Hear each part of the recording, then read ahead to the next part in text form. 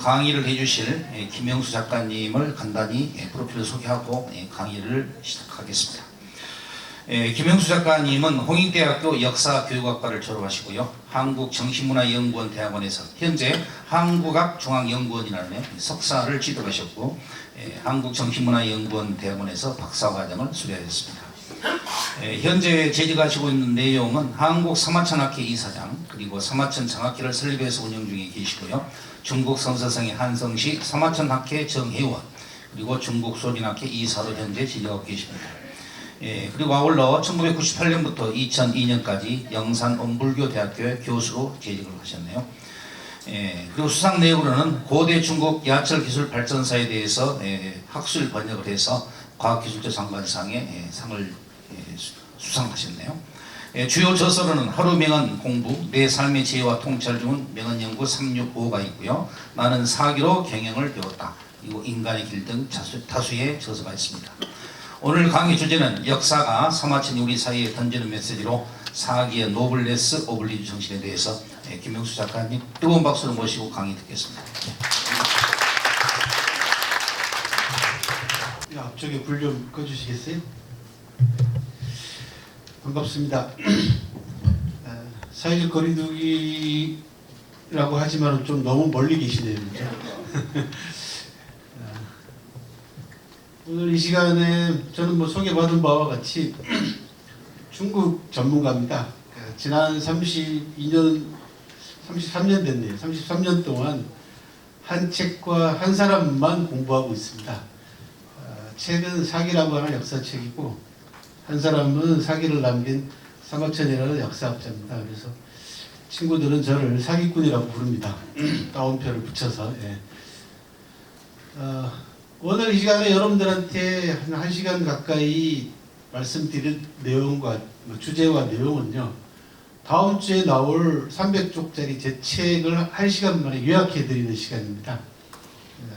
여러분들이 미리 책을 듣는다고 생각하시면 되겠습니다. 그래서 간단하게 이 주제를 가지고 제가 책을 내게 된 동기와 계기를 먼저 말씀을 드리고 책에 나와 있는 10여 명의 인물들의 노블레스 오블리주를 집중적으로 소개를 해드리도록 하겠습니다. 먼저 코로나 때문에 전 세계 사람들의 생활 패턴이 아주 근본적으로 변화를 가져오고 있는 중입니다. 그래서 비대면이 이제 일상화되고 있는 그런 상황이고 대단히 오래 갈 것 같습니다. 예상으로는 현재로 봐서는.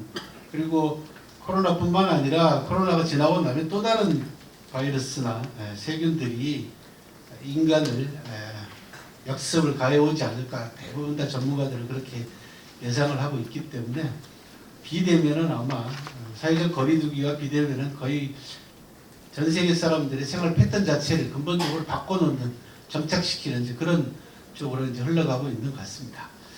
그러다 보니까 개인이 갖는 시간들이 전에보다 많아지고 있습니다. 실제로는 그렇지 않습니까, 여러분들이?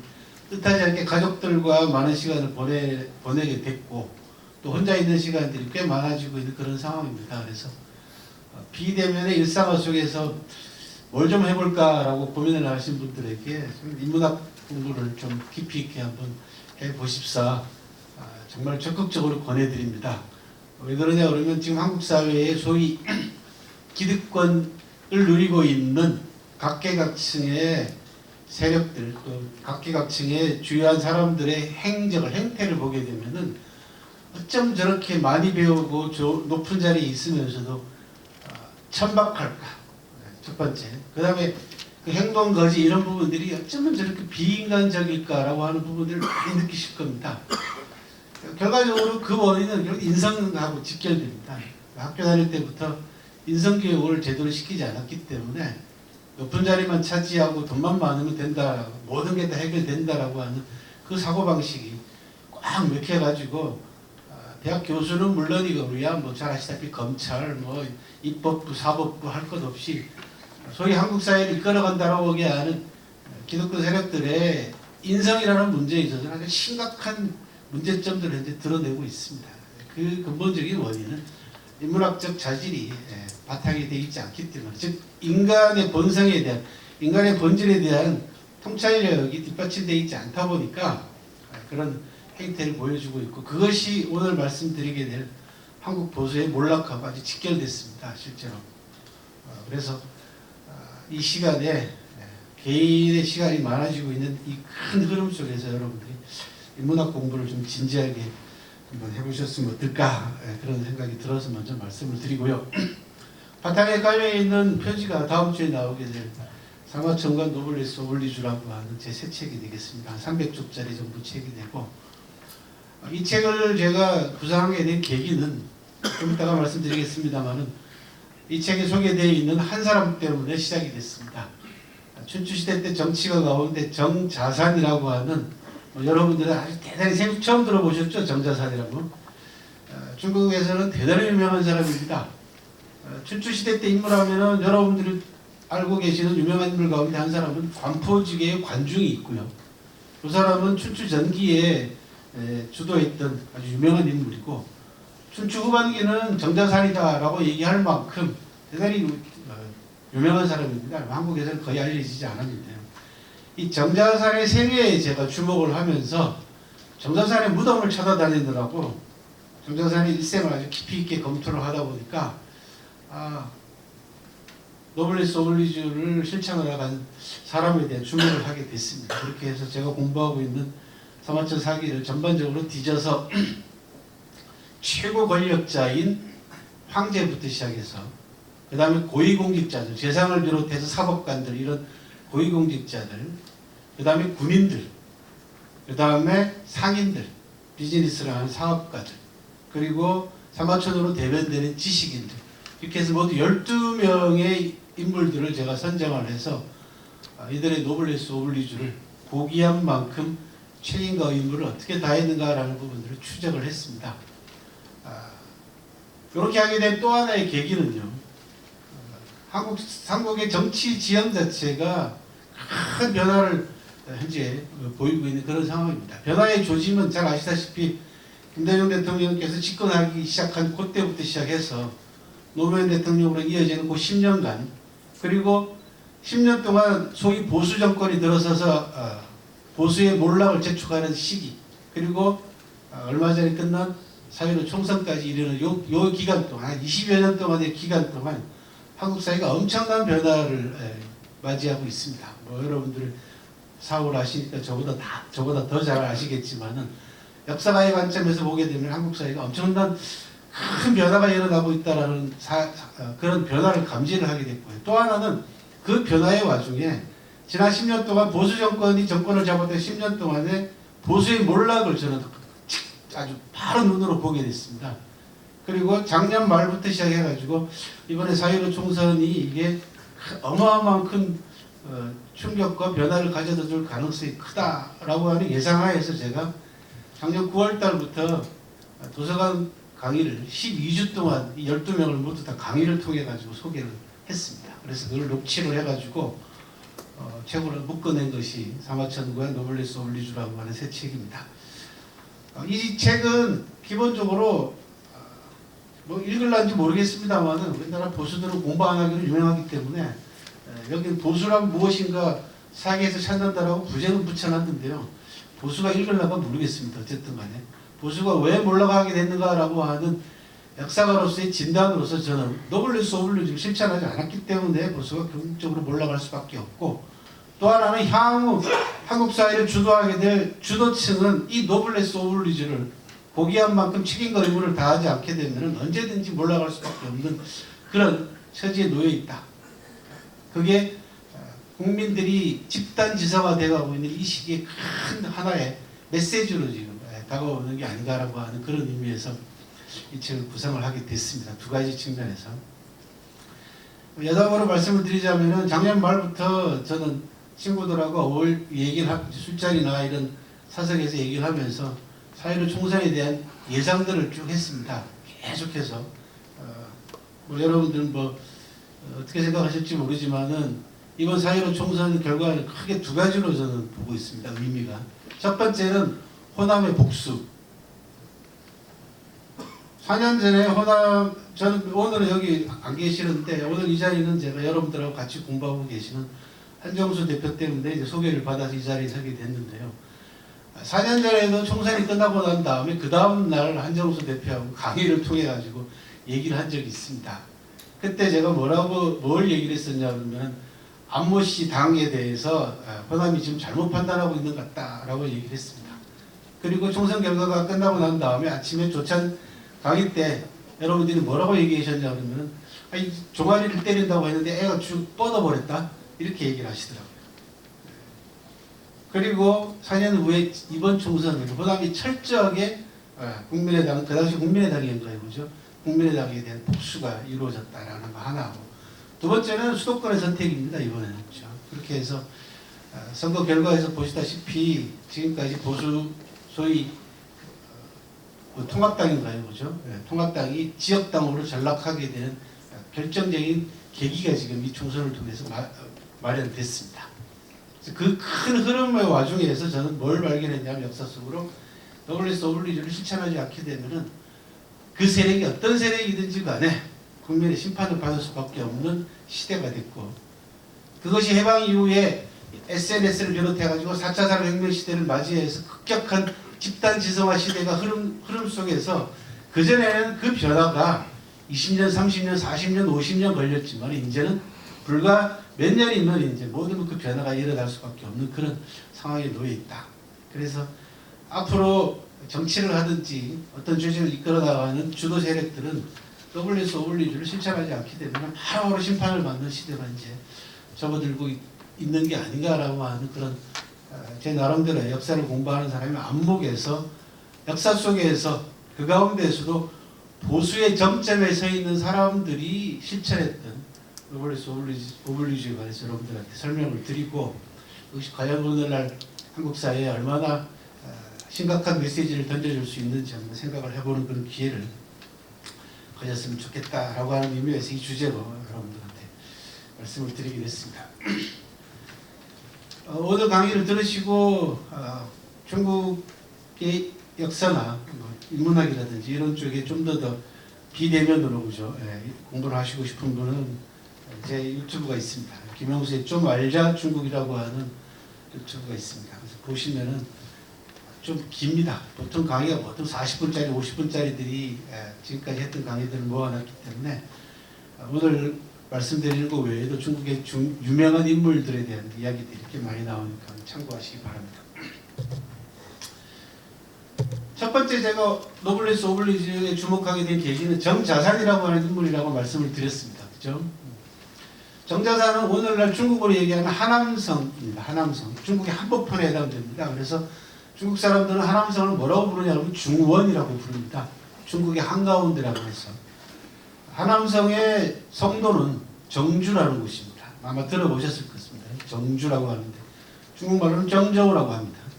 이 정주가 바로 정자산의 나라예요. 나라 이름을 따가지고 정주라고 불렀습니다. 정나라입니다. 정나라의 자산이라는 겁니다.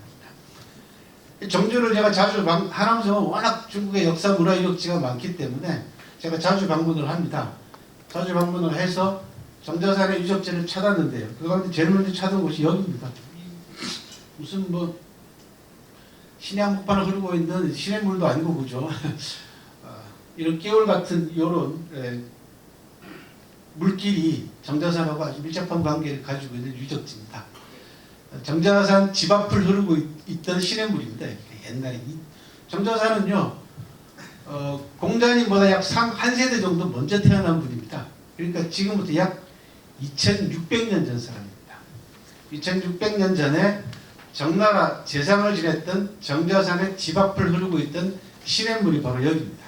여기 시냇물 이름을 중국 사람들은 금수하라고 부릅니다. 왜 금수하라고 부르냐? 정자산의 인물은 할아버지가 왕이었습니다. 오늘날로 얘기하면 왕족 출신입니다.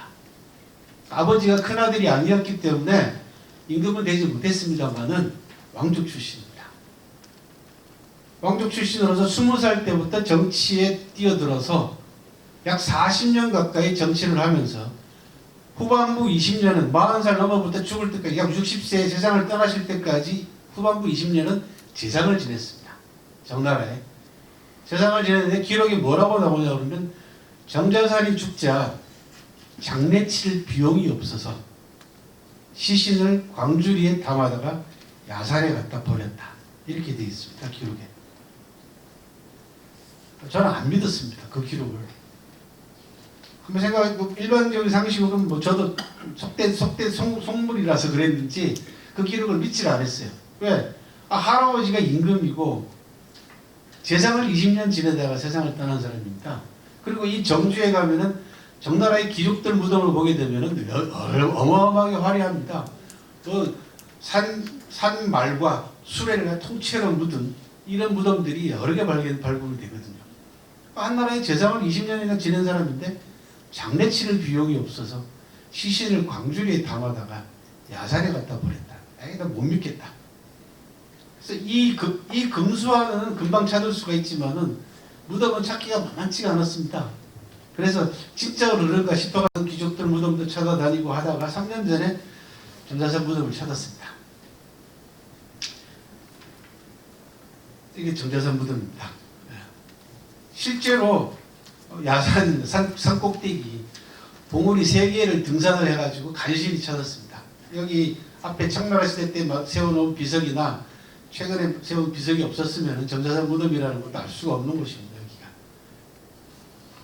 이 무덤이 실제로 정자산 무덤이냐 아니냐에 대해서는 논란이 많습니다. 두 가지입니다. 하나는 정말로 정자산이 청년결백화가 평생을 노블레스 오블리주를 실천하고 세상을 떠났기 때문에 정말 이게 정자산 무덤일 것이다 라는 거 하나하고, 두 번째는 기록에 남은 아까 말씀드린 대로 장례 치를 비용이 없어가지고 시신을 야산에 갖다가 버렸다고 하는 이 기록을 거꾸로 후대에 기록을 뒷받침해주기 위해서 나중에 만든 무덤일 가능성도 배제할 수가 없습니다. 왜? 시차가 무려 2600년 가까이 나기 때문에 배제할 수가 없죠. 그런데 정자산 생애를 전반적으로 좀 더 깊이 있게 들여다보고 난 다음에는 제 스스로를 반성할 수밖에 없었습니다. 내가 너무 속물근성으로 기록을 믿지 않았구나. 정자산이라고 하는 이 위인의 정말 훌륭한 삶 자체를 말년에 더더군다나 이 위대한 죽음조차도 제가 있는 그대로 받아들이지 못하는 저 자신을 반성할 수밖에 없었습니다. 실제로. 이어지는 기록은 이렇습니다. 정자산이 장례 치를 비용이 없어서 죽고 난 다음에 시신을 광주리에 담아다가 야산에다가 갖다 버리려고 하니까 백성들이 돈이며 폐물을 싸들고 와서 정자산 후손에게 주면서 번듯하게 관과 곽을 만들고 제대로 장례를 치러 주십사라고 신신당부를 합니다. 그런데 후손들이 그 돈을 받지 않습니다. 그랬더니 이 가지고 온 돈과 폐물을 도로 가져가기가 민망했던 백성들이 그 돈과 폐물을 정자산 집 앞에 흐르고 있는 시냇물에다가 전부 다 던져버립니다. 그랬더니 그 시냇물이 햇빛을 받아가지고 영롱하게 오색찬란하게 빛이 났다 해서 이름이 금수화라고 이름을 붙였다라는 기록으로 이어집니다. 이 정자산에 정말 백성과 나라만을 위하여 살다가 노블레스 오블리주 때문에 사기 전체를 제가 다시 들여다보면서 사기 전체를 관통하고 있는 역사가 사모천이 후대 사람들에게 정말 전하고 싶었던 메시지 가운데 하나는 고귀한 만큼 책임과 의무를 다하고 살아라. 또 하나, 보통 사람이라도 정말 하잘것없는 보통 사람들이라도 고귀하게 살면 책임과 의무를 다하고 살면은 고귀한 사람이 된다 라고 하는 메시지를 전하고 있었습니다. 그래서 역사가 후대 사람에게 주는 선물들은 바로 이런 것들입니다. 과거에 살았던 사람들의 행적들을 살피면서 내가 지금 잘 살고 있는지, 내가 제대로 살고 있는지에 대한 성찰이죠. 그죠? 이게 결국 인문학입니다. 다른 게 아니고. 문사처는 결국 자기 자신의 삶을 되돌아보게 만들어주는 계기를 마련하기 때문에 어릴 때부터 시작해가지고 죽는 순간까지도 인문학이라는 것은 여러분들 곁에 두고 읽고 보고 듣고 해야 될 마음의 정신적 자산이다. 그런 말씀을 드립니다. 사실은 12주 강의를 했던 내용을 여러분들한테 1시간 만에 요약하는 것이기 때문에 좀 빠르게 진행을 하도록 하고요. 강의가 괜찮으면 이제 다음 주에 나오는 제 책을 하나씩 사서 보시면은 되겠습니다. 노블리스 오블리주는 뭐 워낙 세계적으로 알려져 있는 표현이다 보니까 이 표현을 땄을 뿐입니다. 마땅하게 사마천과 뭐 다른 제목을 정하기가 마땅치 않아서 여러분들도 잘 알고 계시는 노블리스 오블리주라고 하는 단어를 썼습니다. 이게 이제 프랑스 말입니다. 구글에 나와 있는 위키백과의 정의에 따르면 이렇습니다. 부권력 명예는 사회에 대한 책임과 함께한다. 노블이라는 것은 뭐 영어에서 노블 잘 아시죠? 고귀한 사람, 귀한 사람 이런 뜻입니다. 형용사로. 오블리주는 책임이라는 뜻입니다. 오블리주 뭐 이렇게 얘기를 합니다. 오블리제라고도 쓰긴 합니다. 사회 지도층에게 사회에 대한 책임이나 국민의 의무를 모범적으로 실천하는 도덕성을 요구하는 단어이자 우리나라에서는 이렇게 단서가 붙어 있습니다. 한국 사회에서는 이를 실천하지 않는 사회 지도층이나 그 지도층의 문제를 비판하는 부정적 의미로도 사용된다. 재미있게도 한국 상황에서는 노블리스 오블리주가 실천 안 하니까 사회 지도층들이 오블리주를 안 하니까 종종 부정적 의미로도 사용된다라고 하는 아주 뼈아픈 그런 질책성 사전적 정의가 이제 구글 위키백과에 나와 있었습니다. 이 단어의 어원은요, 14세기 백년전쟁 당시에 프랑스 도시 칼레가 영국의 공격을 받아가지고 항복을 합니다.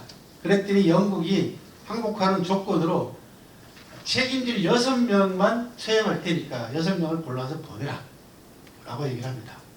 그러면은 다른 사람들은 다 살려주겠다라는 거죠.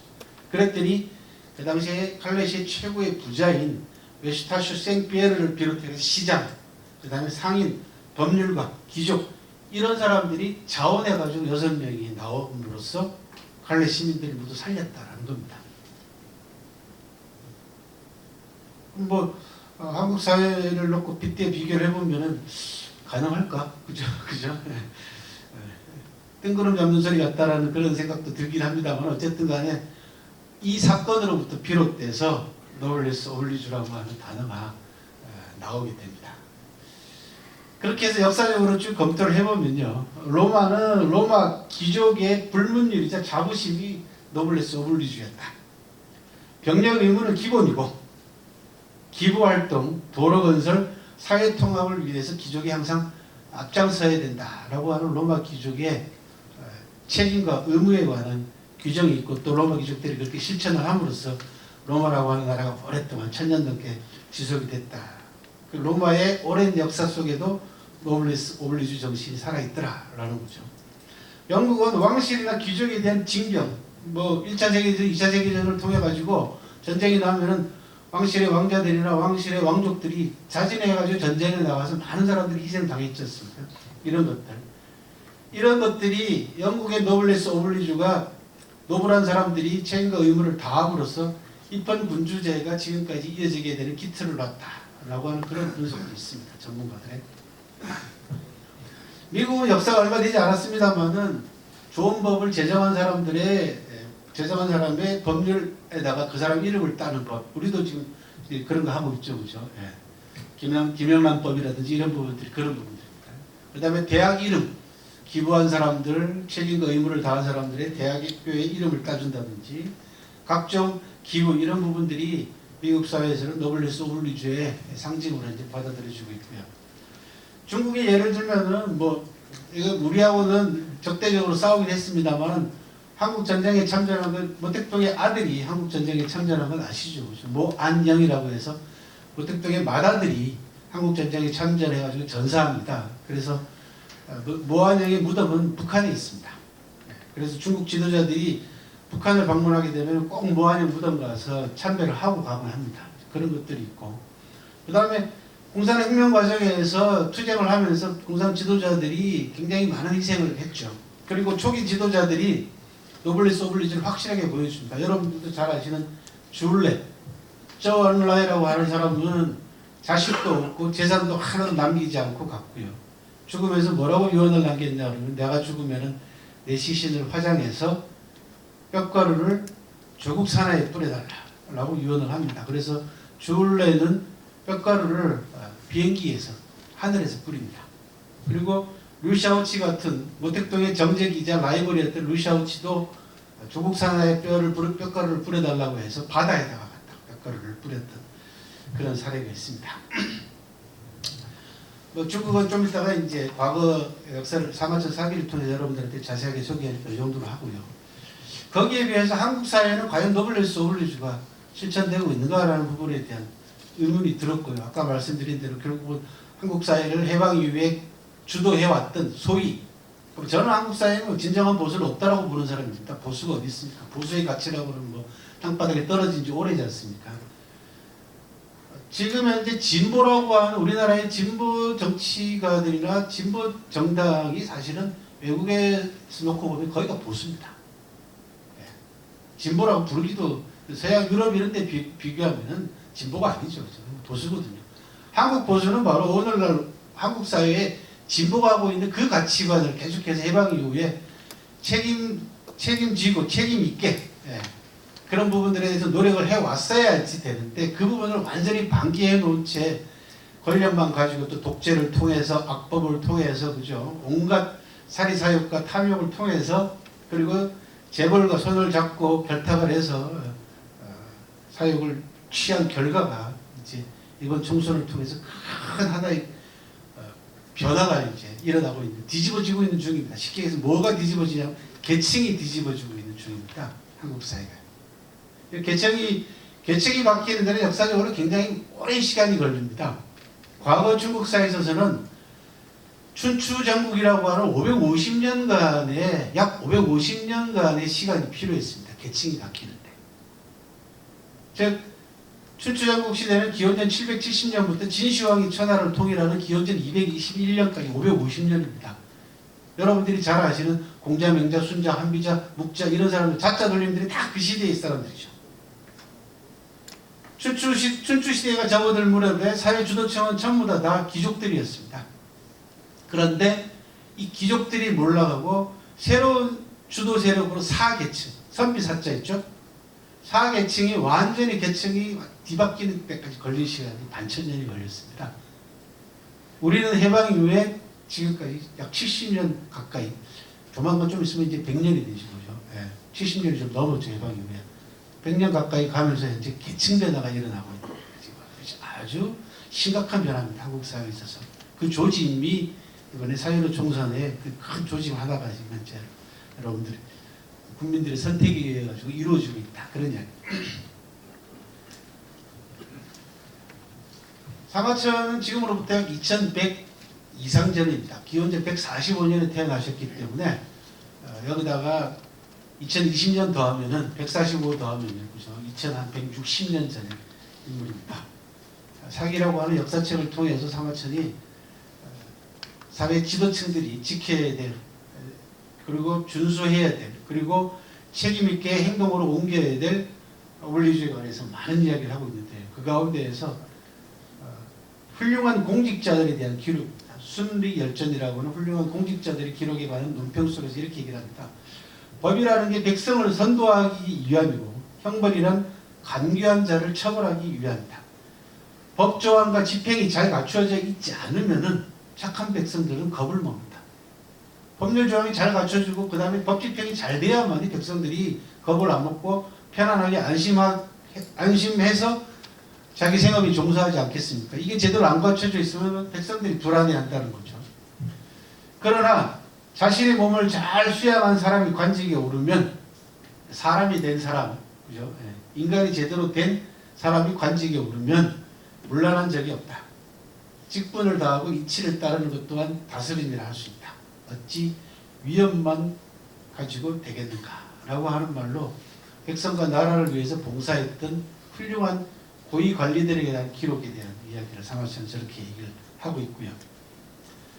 그런 훌륭한 관리들 5명을 소개를 하고 있습니다. 사마천의 순리열전에서.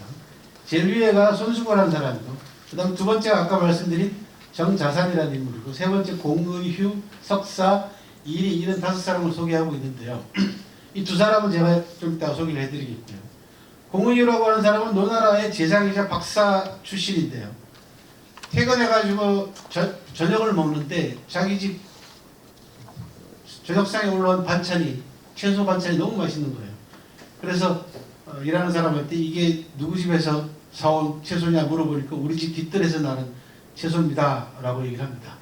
그랬더니 사람을 시켜가지고 뒷뜰을 모두 다 갈아엎게 만들었다 라고 하는 일화를 가지고 있고요. 또 자기 집에서 나는 옷감이 너무너무 질이 좋은 거예요. 그러자 이게 우리 집에서 만든, 자기 집에서 만든 옷감이라고 하자 배틀을 모두 다가 때려 부셔가지고 불에 태워서 없애버렸다라고 하는 그런 일화를 가지고 있는 사람입니다. 그러면서 뭐라고 얘기했냐면 나는 나라로부터 녹을 받고 있고 풍족하게 녹봉을 받고 있는 사람이다. 부족한 게 하나도 없는 사람인데 우리 집에서 채소를 기르고 우리 집에서 옷감을 짜면 백성들은, 아녀자들은 농사 지어가지고 배 짜가지고 어디다가 내다 팔겠냐. 공직자들이 자기 집에서 농사 짓고 자기 집에서 배를 짜면 그래서 밭을 갈아엎게 하고 배틀을 모두 불태우겠다라고 하는 그런 공직자가 있고요. 석사라고 하는 사람은 살인죄, 이게 법관입니다. 춘추시대 때 재상을 지내는 초나라의 법관이자 재상인데 살인죄 보고가 들어와가지고 살인자를 추적해보니까 아버지였어요. 자기 아버지가 사람을 죽였습니다.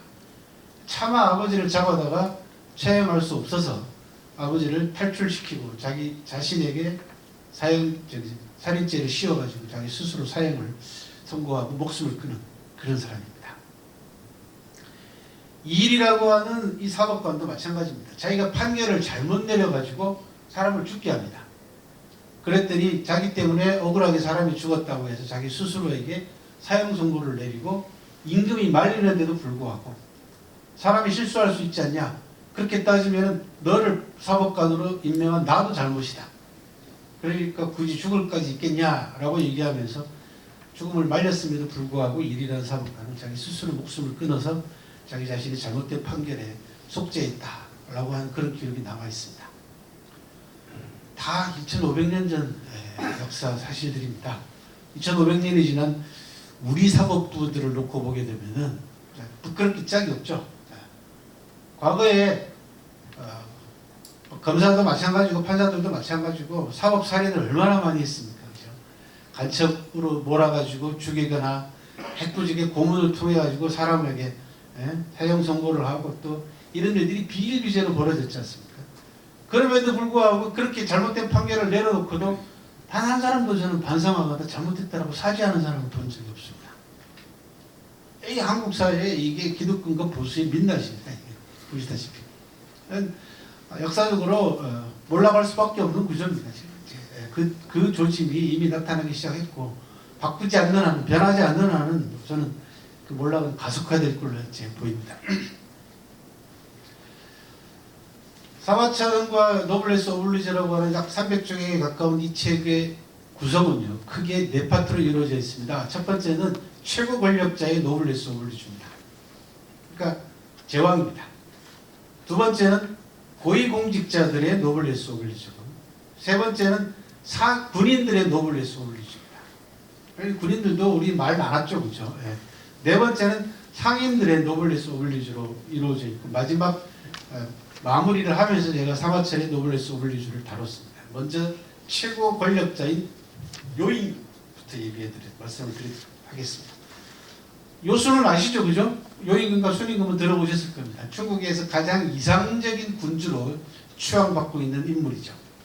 그래서 유토피아, 중국 사람들이 생각하는 유토피아에 항상 등장하는 임금이 요임금이죠. 요수 이 요임금이 말년에 세상을 떠나기 전에 놀랍게도 후계자로서 자기 아들에게 임금 자리를 물려주지 않습니다. 여러분들이 사마천 사기를 읽어보게 되면 이 사마천 첫 번째 권에 나오는 이야기입니다. 요순 임금은 단주라고 하는 아들이 있었습니다. 그런데도 아들에게 임금 자리를 물려주지 않고 민간에서 순이라고 하는 인물을 발탁해서 스카우트해서 20년 가까이 후계자 교육을 시킨 다음에 살아 생전에 임금 자리를 물려줍니다. 이걸 역사적인 용어로는 뭐라고 부르냐면 선양이라고 합니다. 임금 자리를 양보했다라는 뜻입니다. 그랬더니 태자의 측근들이 불만을 터뜨립니다. 그렇지 않겠어요, 그죠? 태자도 나이가 들고 임금도 나이가 들고 하면은 이제 태자가 임금이 돼야지 태자를 모시는 사람들, 태자의 스승을 비롯해가지고 태자를 가르치면서 또는 태자 당을 형성했던 이 일파들이 태자가 임금이 돼야지 자기들도 한 자리 할 거 아닙니까? 그런데 늙은 요임금이 태자를 놔두고 순을 자기 후계자로 후계자 훈련을 시키고 있으니까 이 태자당들이 화가 난 거죠. 불만을 터뜨리는 겁니다. 그 왜 아들 놔두고 내력도 모르는 순한테 임금 자리를 물려주려고 하십니까? 라고 투덜거리니까 요임금이 한 말입니다. 아주 유명한 말입니다. 내가 단주에게 임금 자리를 물려주면 단주 한 사람에게는 이롭지만 천하가 손해를 볼 것이고, 내가 순에게 임금 자리를 물려주면 단주 한 사람은 손해를 보겠지만 천하가 이로울 것이다. 한 사람의 이익을 위해서 천하가 손해볼 수 없다. 결코. 사기 원문에는 종불이라고 해가지고 영어의 never에 해당되는 단어까지 나옵니다. 절대로 결코 한 사람의 이익을 위해서 천하가 손해볼 수 없다. 결코. 라는 아주 유명한 명언을 남깁니다. 이게 선양이라는 겁니다. 중국의 지도자를 뽑는 방식입니다. 가까운 사람에게 자리를 넘겨주는 것이 아니라 능력이 있는 사람에게 자리를 넘겨준다. 이게 중국이 지도자들을 계승하는 원칙으로 자리를 잡았고, 지금 현재 중국의 최고 지도자들을 선출하는 방식도 역사적으로 근원을 따지고 올라가면 요순의 선양하고도 맥이 다 있습니다. 이게 공사구문입니다. 그렇죠?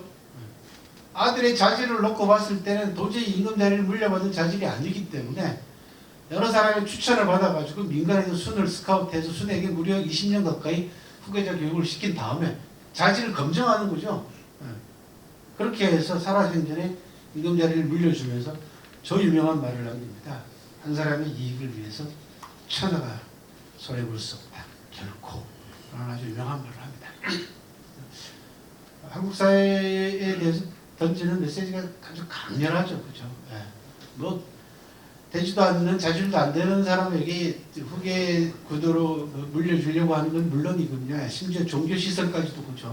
교육까지도 또 자식에게 물려주려고 하는 정말 사리사욕의 아주 극단을 보여주고 있는 한국 사회의 그 말단적인 현상을 놓고 볼 때 요순이 던지는 메시지는 결코 만만치가 않다. 그런 말씀입니다. 순임금, 임금 자리를 물려받은 순임금은요, 법을 공정하게 집행하고 인재들을 21명에 달하는 인재들을 전부 다 추천을 받아가지고 그 인재들을 골고루 다 직분에 맞게끔 일을 배분을 시켜서 중국 역사상 최초로 역할 분담, 이제 정부 조직을 이제 만든 사람이 순임금입니다. 그리고 강직하되 부드럽게, 너그럽되 엄하게, 강하되 난폭하지 않게, 간소하되 오만하지 않아야지 제대로 된 지도자가 될 수 있다라고 하는 리더십도 보여줬고요. 기라고 하는 사람을 전학이라고 하는 벼슬을 주어가지고 귀족 자제들을 가르치게 합니다. 지금 노블레스 오블리주 교육을 시켰습니다. 이미 이 사람이, 순이라는 사람이. 그리고는 용이라는 사람은 납언이라고 하는 자리에 임명을 하는, 이게 뭐냐 그러면요, 말을 받아들인다는 뜻입니다. 납언이라는 거는 나중에 조선시대 때 들어오면은 간관이라고 그래가지고 임금에게 직언하는 자리 있죠. 사관원이라고 하는 자리가 있죠. 바로 여기서 출발합니다. 납간 또는 납언이라고 합니다. 그렇게 해서 여론을 전달하게 만들었고요. 그리고 요임금도 순임금에 이어서 아들에게 상균이라고 하는 아들이 있었음에도 불구하고 아들에게 임금 자리를 물려주지 않고 황하의 홍수를 다스리는 데 성공한 우라고 하는 사람에게, 치수 사업을 성공한 우에게 임금 자리를 선양을 했습니다. 그렇게 해서 가까운 사람이 아닌 능력 있는 사람에게 후계 자리를 물려준다, 자리를 물려준다라고 하는 선양의 전통이 이어지게 만들었던 그런 인물이고요. 그 다음에 우임금이라고 하는 이 제왕은요, 여러분들이 이제 노심초사라고 알고 계시죠, 그죠? 노심초사한다, 노심초사한다 그러는데 원래는 상하천 상해에 나오는 원래는 노심초사입니다. 몸과 마음을 힘들게 한다라는 뜻입니다.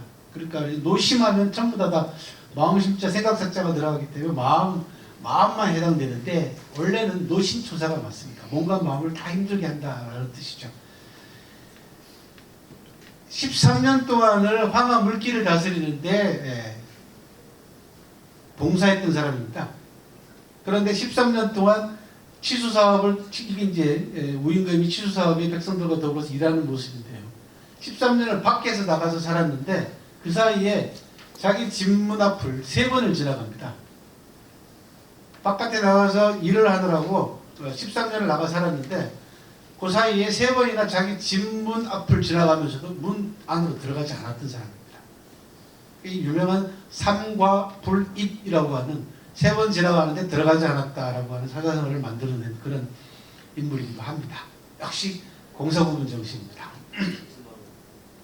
예.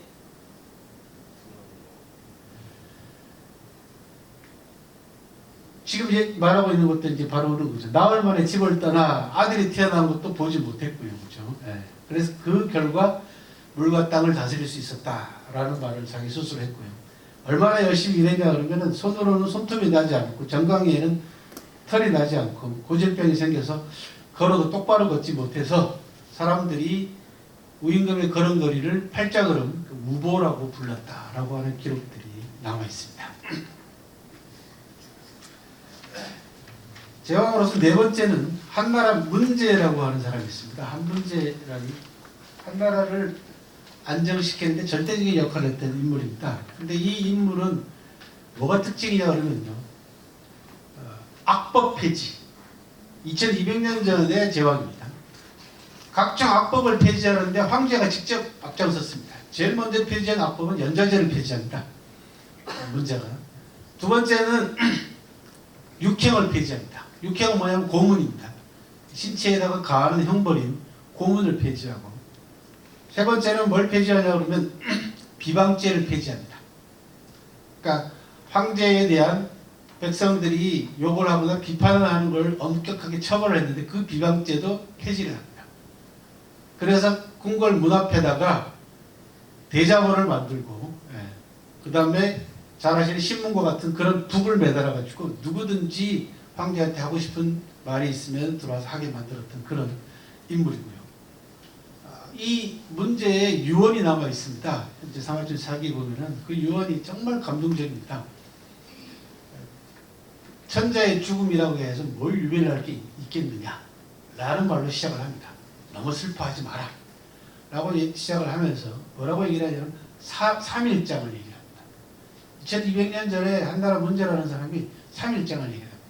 그리고 3기간 동안 백성들이 자식을 결혼시키거나 잔치 벌이는 걸 금하지 않도록 하라 라고 얘기를 하고, 곡도 사흘만 하고 끝내게 합니다. 더 아주 놀라운 건 뭐냐 그러면 무덤을 건조하는데, 자기 무덤이 이제 이 문제의 무덤이 폐릉이라고 하는 무덤인데요. 산천을 해치지 마라 라고 유언을 합니다. 그러니까 환경까지 고려한 제왕입니다. 대개 중국의 제왕들을 무덤 하나 만들려면요 어마무시합니다. 도시 하나를 새로 만들 만큼 아주 대단하게 건설을 하거든요, 무덤 자체를. 근데 이 문제라는 사람은 죽으면서 산과 하천의 모양을 그대로 놔두라 라고 얘기를 합니다. 그 박장을 이제 유언을 하고 넘어갑니다. 폐령을 건조할 때는 와기를 쓰고 도자기를 그냥 기와를 썼습니다. 굽지 않고 금, 은, 구리, 주석 장식을 못하게 했고 동문도 만들지 못하게 했습니다.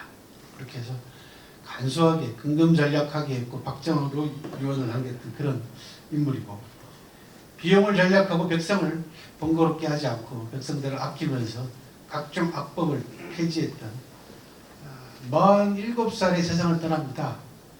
이 문제가. 그러면서 뭐라고 얘기했냐면 천수를 다 누리고 가니 어찌 감사할 일이 아니겠냐라는 말로 유언을 합니다. 참 아주 인자한 짝이 없습니다. 47세면은 적게 산 건 아닙니다만 2200년 전에는 그렇다고 해서 많이 산 것도 아니거든요. 그럼에도 불구하고 제왕이 세상을 떠나면서 47살에 세상을 떠나면서 천수를 누렸다라고 얘기를 하면서 감사한 일이다라는 말로 유언을 남기고 있습니다. 그 다음 고위공직자 가운데 재상들 이야기를 좀 해보도록 하겠습니다. 손수고라고 하는 인물은 춘추시대 때 초나라의 재상입니다. 죽는 날까지 재상을 지냈고 재상 자리에 3번 쫓겨났다가 3번 재상 자리에 올라갔던 그런 인물이기도 합니다. 근데 이 인물하고 관계되어 있는 유명한 고사는 악사 우맹이라는 사람과 우정 이야기가 남아 있습니다. 손수고가 초나라 장을 잘 보필해가지고 초나라를 아주 강한 나라로 만들고 난 다음에 세상을 떠납니다. 궁중 악사였던 우맹이라는 사람이 하루는 시장에 물건을 사러 나갔다가 손수고의 아들을 봅니다. 그런데 손수고의 아들이 시장에 물건을 사러 온 것이 아니라 산에서 나무를 해다가 짊어져다가 나무를 팔러 왔습니다. 생계가 어려웠다는 거죠. 수십 년 동안 재상을 지낸 집안의 자식이 생계가 어려워가지고 산에 가가지고 뗄나무를 해가지고 팔러 나왔다는 겁니다. 그러니까 악사 우명이 얼마나 가슴이 아팠겠습니까? 왜? 재상임에도 불구하고 보잘것없는 악사 출신인 자기 자신을 정말 인간답게 대접을 해줬거든요. 손수고가. 그래서 우명이 궁궐로 돌아와가지고는 자기 분장실로 가서 손수고 분장을 합니다. 그게 우맹의관이라는 겁니다. 우맹이 손수고 옷을 입고 손수고 모자를 썼다라는 뜻입니다. 그리고 임금 앞에 나타나니까 초나라 장왕이 죽은 손수고가 살아온 줄 알고 깜짝 놀랍니다. 똑같이 분장하고 나오니까. 그래서 장왕이 너무너무 기분이 좋아가지고 손수고 이야기를 하면서 우명에게 벼슬을 주겠다고 얘기합니다. 그랬더니 우명이 며칠 있다가 대답을 해드리면 안 될까요? 라고 얘기를 합니다. 어쨌거나 며칠 뒤에 다시 만난 두 사람, 초나라 장왕이 그래 벼슬을 받을 거냐 물어보니까 안 할랍니다 라고 대답을 합니다. 악사 출신으로 벼슬을 주겠다는데도 거절을 합니다. 왜 그러냐 장왕이 물어보니까 마누라가 하지 말랍니다. 아내가 하지 말랍니다. 왜? 그랬더니 우명이 춤을 추면서 노래를 부릅니다. 이게 유명한 청렴가라고 하는 노래입니다. 탄강오리 노릇은 해서는 안 되는데도 하고 청백리는 할 만한데도 안 하는구나. 이거 안 하는 겁니다. 그렇죠? 네. 지금 잘못됐습니다. 그렇죠? 안 되는데도 하고, 그죠? 탄강오리는 해서는 안 되는데도 하고 청백리는 할 만한데도 안 하는구나. 탄강오리가 되면 안 되는 것은 추하고 비천해서인데 그래도 하려는 까닭은 자손의 배를 불릴 수 있기 때문이네. 청명리가 되려는 것은 고상하고 깨끗해서인데 그래도 하지 않으려는 것은 자손이 배를 불렀기 때문이라네. 근데요 초나라 재상 손수고를 보지 못했는가 라고 노래를 부릅니다. 춤을 추면서. 이게 이 노래를 듣고 보니까 장왕이 뭔가 사연이 있는 것 같거든요. 그래서 물어보니까 손수고 집안이 이러저러해서 어렵게 살고 있습니다 라고 얘기를 해서 손수고 집안을 돌봐주겠다라고 하는 그런 일화가 남아 있습니다. 마치 우리나라 독립운동했던 독립운동가 집안들을 연상시키죠. 그렇죠? 예. 독립운동가들이 세상을 떠나면서 니들은 절대로 나라가 망해도 독립운동하지 말라 라고 유언을 남기고 갔다는 거 아닙니까? 그렇죠?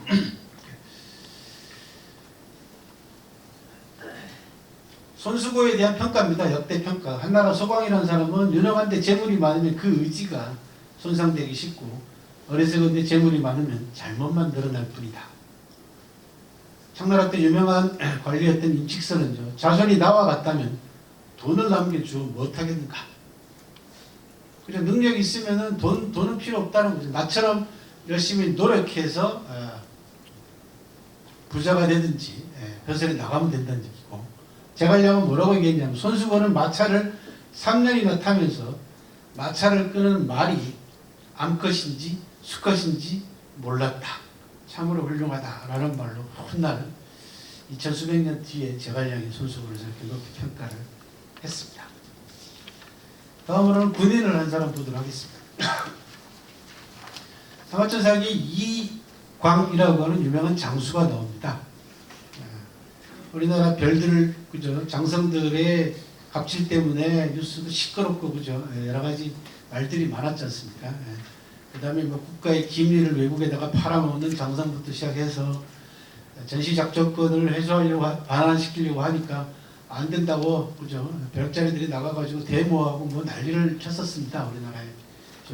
그래서 돌아가신 노무현 대통령께서 뭐라고 얘기하냐면 똥별들이라고 허되게 한번 꾸진 적도 있는데요.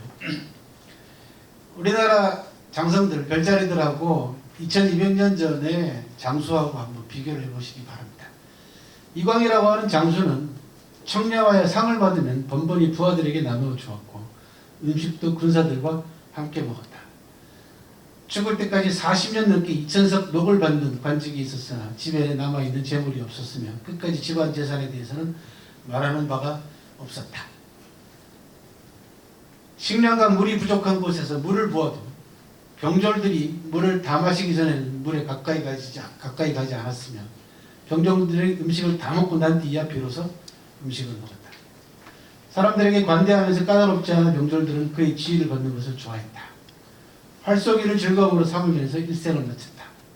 화살 한 발에 적군 한 병이 반드시 쓰러져야 된다 라고 해서 평소의 훈련을 강조했던 인물이다. 적군이었던 흉노도 이광이라고 하는 장군을 너무너무 존경해서 뭐라고 명령을 내렸냐면 이광을 잡거든 반드시 산채로 데려와라. 꼭 보고 싶었다는 얘기죠. 이광은 정치 군인들의 핍박에 못 이겨가지고 부하 장병들을 살리느라고 스스로 칼로 목을 그어가지고 자결합니다.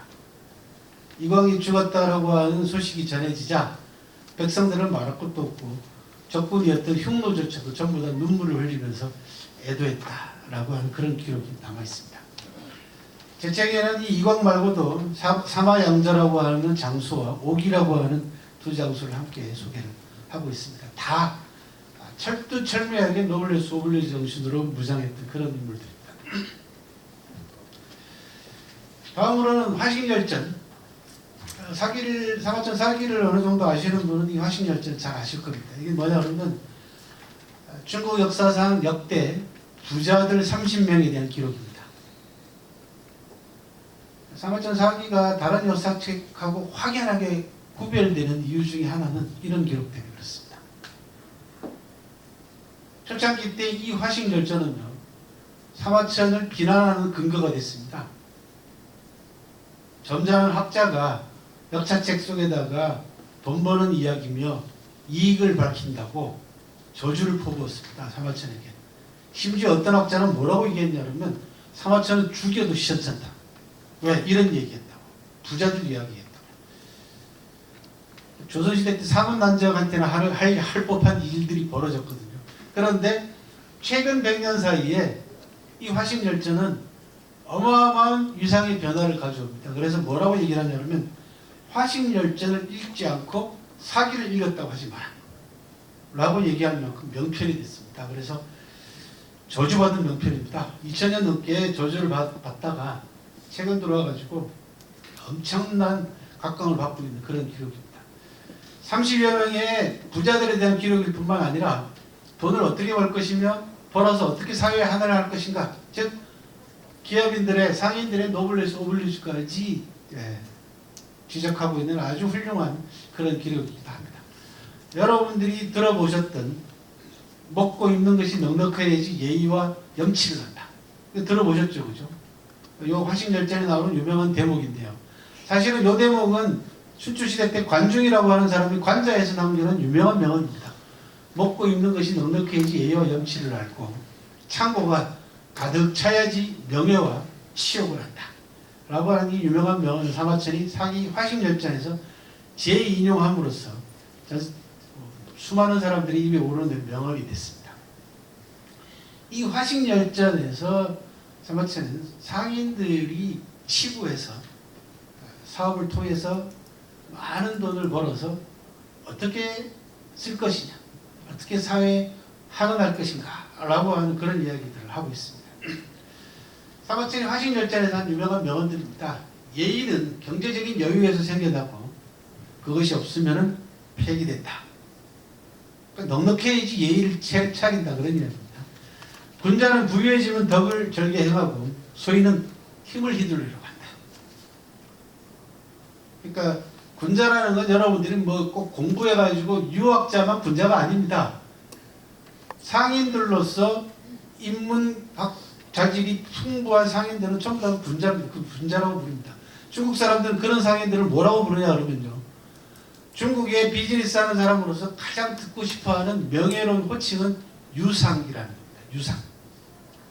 유학자 할 때 유자를 붙여가지고 유교할 때 유자를 붙여서 상인상자를 붙입니다. 유상입니다.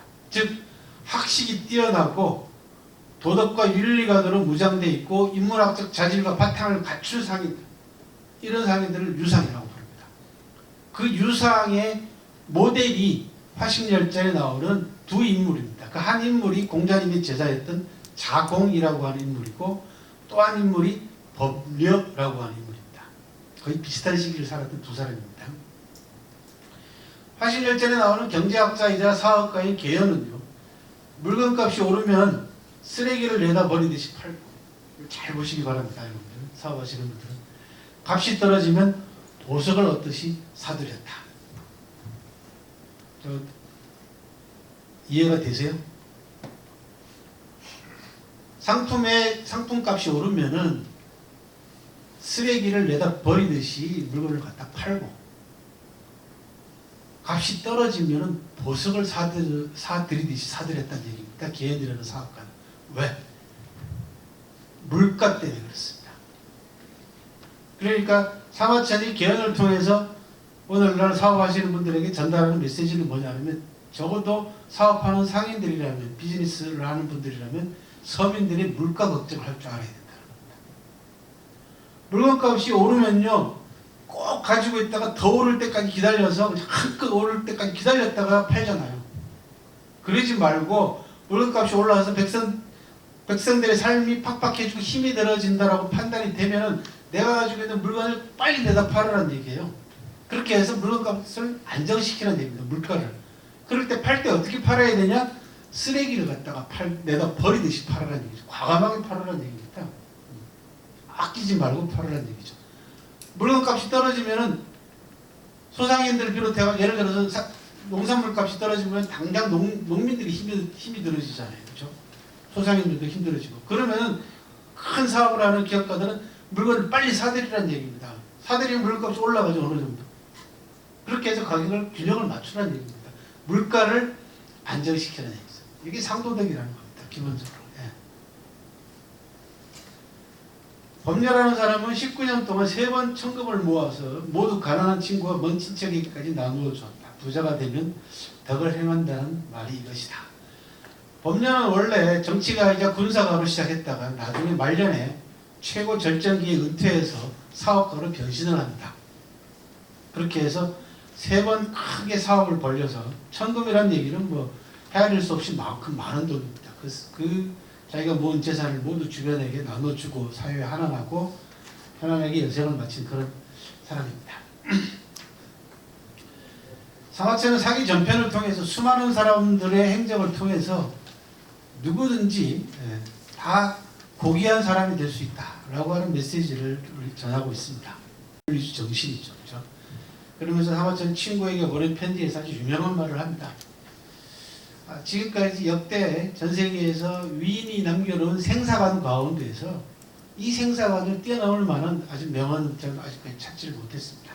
제가 공부하고 있는 사기라서 그런 건 아니고요. 보시면 뭐라고 얘기하냐. 사람은 누구나 한 번은 죽지만 어떤 죽음은 태산보다 무겁고 어떤 죽음은 새털보다 가볍다. 죽음을 사용하는 방향이 다르기 때문이다. 아주 유명한 말을 합니다.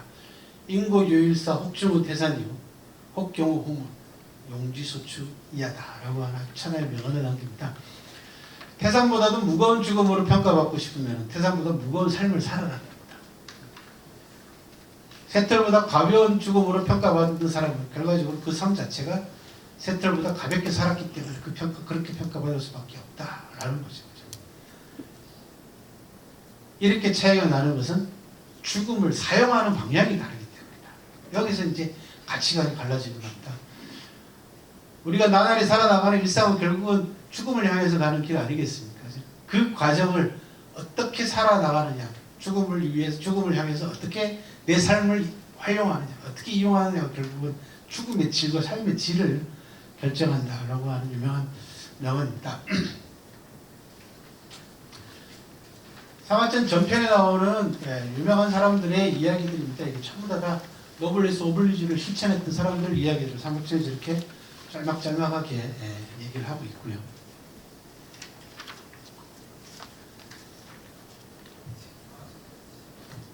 여러분들처럼 사업하는 분들에 대한 화식열전에서 노블레스 오블리주를 이렇게 요약합니다. 정치를 방해하지 않고 백성들의 생활에 피해를 주지 않으면서 시기를 놓치지 않고 물건을 사고 팔아 재산을 늘린 벼슬 없는 보통 사람들이 있었다. 하지만 지혜롭기로 일어난 사람들도 이런 일을 한 바가 있다. 상화천은 아버지의 유언을 받아들이고 평생 자기가 준비해온 역사책을 남기기 위해서 47살 때 황제에게 밑보여가지고 상화천은 옥에 갇힙니다. 48살 때 억울하게 반역죄로 몰려서 사형 선고를 당합니다. 상화천이. 사기를 완성하지 못한 상태에서 상화천이 사형수가 사형을 면할 수 있는 가장 치욕스러운 방법 가운데 하나인 자기 자신의 성기를 자르는 궁형을 자청하고 49살에 궁형을 자청하고 살아남아서 50세에 풀려나서 56세 세상을 떠날 때까지 헌신의 힘을 기울여서 완성한 책이 지금 우리가 보고 있는 사기라는 역사책입니다. 49살의 나이로 자기 자신의 성기를 자르는 형벌을 자청했던 사람입니다. 2100여 년 전에 49살의 나이는 노년기입니다. 이 나이에 전문가들의 견해에 따르면 이 나이에 성기를 자르는 궁형을 당하고 살아남을 확률은 20%가 채 안 됐다라고 얘기를 합니다. 80%는 거의 죽는다는 거죠. 그 극심한 고통과 고난과 고독 속에서 상화천은 이루 말할 수 없는 그죠 역경을 통해 가지고 그 고통을 극복하고 살아남아서 사기를 역사책을 완성한 사람입니다. 그러다 보니까 사기의 내용이 다른 책하고는 확연하게 구별이 되고요. 표면적으로는 상화천이 역사책을 완성하기 위해서 궁형을 자청했지만 실질적으로는 역사책의 내용을 바꾸고 싶었습니다. 왜? 억울하게 옥에 갇혀서 사형 선고까지 받고 자기 자신의 성기를 자르는 이 고통을 겪으면서 상화천이 세상과 사람을 보는 관점이 바뀌어버린 겁니다. 황제 밑에서 벼슬하고 녹봉받아가지고 먹고 살다가 황제를 칭송하고 찬양하고 이런 역사책을 쓰려다가 억울하게 옥에 갇혀서 궁형까지 당하면서 상화천은 그게 아니다. 역사를 움직이는 주체는 일부 소수의 지배계층들이 아니다. 가만히 다시 생각해보고 다시 다른 자료들을 검토해보고 깊이 있게 고뇌한 결과 역사를 움직이는 주체는 수많은 보통 사람들이다 라고 하는 아주 진보적인 역사관을 장착하기 이릅니다. 그렇게 해서 사기 130권 가운데에서 상화천은 절반이 넘는 70권을 열전이라고 하는 70권의 열전의 기록을 남기는데 이 열전은 수많은 보통 사람들에 대한 기록입니다. 그 열전의 전체적인 취지입니다. 정의롭게 행동하고 자잘한 일에 매이지 않으면서 시기를 놓치지 않고 세상에 공명을 세운 사람들을 위해 70편의 열전을 남긴다. 수많은 보통 사람들은 자기 의지대로 자기 뜻대로 공명정대하게 산 사람. 그렇게 해서 후세에 수많은 사람들이 본받을 만한 자치를 남긴 사람들을 위해서 그 사람들을 놓치지 않고 내가 기록에 남기겠다. 라는 열전의 취지를 설명을 했습니다. 이것이 상화천 사기 130건 52만 6,500자 전체를 관통하는 노블레스 오블리주 정신의 핵심입니다. 그러다 보니까 상화천은 권력 있고 돈 있는 부와 권력을 가진 사람들이 이 세상을 위해서 어떻게 노력하고 애를 써야 되는가라는 부분에 대한 관심을 놓치지 않고 그걸 실천한 사람들을 높이 평가한 겁니다. 그게 상화천과 노블레스 오블리주 정신이라고 하는 하나의 주제로 탄생하게 된 계기입니다. 저는 평생 아까 말씀드린 대로 30년 넘게 상화천과 사기만 공부를 하고 있고 책도 대부분 다 상화천과 사기에 대한 책들입니다. 참고할 만한 참고서들이고요. 아까 말씀드린 상화천과 사기에 관한 또 중국에 관한 전문 유튜브도 있으니까 참고하시기 바랍니다. 300쪽이 넘는 책을 1시간 만에 정리를 하느라고 저도 두서없이 말씀을 드린 것 같습니다. 핵심은 이렇습니다. 제가 여러분들한테 이런 강의를 하는 것을 뭐라고 부르냐면 응용역사학이라고 합니다. 역사를 공부한 사람들이 리더십이나 현 사회의 실정에 맞춰가지고 거기에 응용해서 역사적인 사례들을 소개하는 이런 학문을 응용역사학이라고 하고 국내에서는 거의 제가 최초로 한 10여 년 전부터 시도를 하고 있는 중입니다.